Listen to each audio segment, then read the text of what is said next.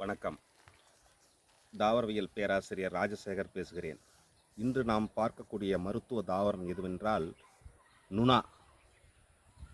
இதை moringa tinctoria என்று அழைப்பார்கள். இதனுடைய குடும்ப பெயர் ரூபியேசி. இந்த தாவரம் பல்வேறு வகைப்பட்ட மருத்துவ குணங்களை உடைய தாவரம். இந்த தாவரம் ஏழைகளின் பேரீச்சை என்று அழைக்கப்படக்கூடிய தாவரம். இந்த பேரீச்சம்பழத்தில் என்னென்ன சத்துக்கள் நிறைந்திருக்கோ அதை விட கூடுதல் சத்துக்கள் நிறைந்த ஒரு நிலம்படர் தாவரம். இது ஒரு மரதாவரம். இந்த தாவரம் பசுமையாக காட்சியளிக்கக்கூடியது. இயற்கையாகவே இன்று முதல் இயற்கையாகவே பிறர் வளர்க்காமல் வளரக்கூடிய தாவரம். இது ஒயில்டு வகை சார்ந்த தாவரம். பிறர் வளர்க்காமல் வளர்கிற தாவரங்கள் இயற்கையாகவே இந்த பூமியில் பயோடைவர்சிட்டியை காக்கக்கூடிய தாவரங்களாக இன்று முதல் கருதப்படுகிறது. அப்படிப்பட்ட தாவரம் மொரிங்கா டிங்டோரியா என்று சொல்லக்கூடிய நுணா மரம். இதை வேறு பெயர் மஞ்சனத்தி என்று அழைக்கிறார்கள் சில ஊர்களில். இந்த தாவரம் சர்க்கரை நோய்க்கு மிக அற்புதமான அருமருந்தாக பயன்படுகிறது. அதிகமான இரும்பு சத்து உடைய ஒரு தாவரம். இரும்பு சத்துக்காக நம்ம பேரிச்சம்பழத்தை தான் வாங்கி சாப்பிடுவாங்க நிறைய பேர். இந்த பேரீச்சையினுடைய ஆரிஜின் நம்ம இந்தியாவில் பிற பகுதியாக இருந்தாலும் இந்த பேரீச்சை பாலைவன பகுதியில் அதிகமாக விளையக்கூடியது. ஆனால் இந்த சூழ்நிலையிலும் இந்தியாவில் அதிகமாக வளரக்கூடிய தாவரங்கள் பார்த்திங்கன்னா இந்த வகை நுணா தாவரம். இந்த நுணா தாவரத்தில் அதீதமான இரும்பு சத்து உடையது.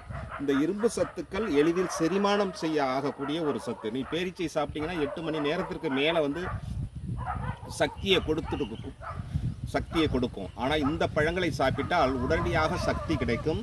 ஈஸி டைஜஷன் என்று சொல்லக்கூடிய விரைந்து செரிக்கக்கூடிய தன்மை உடைய தாவரம். இந்த தாவரம் உடல் நலத்திற்கு நன்கு பலனளிக்கக்கூடிய தாவரம். உடல் வலிக்கு இந்த தாவரத்தினுடைய இலைகளை கொதிக்க வைத்து அந்த நீரை உடலில் குளித்து வந்தோமானால் உடல் வலியானது நீங்கும். இந்த பழத்தை நாம் உணவாக பயன்படுத்தலாம். பழம் மூட்டு வலிக்கு அற்புதமான அருமருந்தாக பயன்படுகிறது. இதனுடைய பட்டையை நன்கு வேக வைத்து அதன் சாறை எடுத்து அந்த சாறை வலி உள்ள இடங்களில் ஒத்தடம் கொடுப்பதன் மூலமாக உடல் வலியை எடுக்கக்கூடிய ஒரு அரிய மருந்து. தொடர்ந்து நுணாப்பழம் நாம் சாப்பிட்டுட்டு வந்தோம்னா நமக்கு சர்க்கரை வியாதி குணமாகுவதாக மருத்துவர்கள் அறிவுறுத்துகிறார்கள்.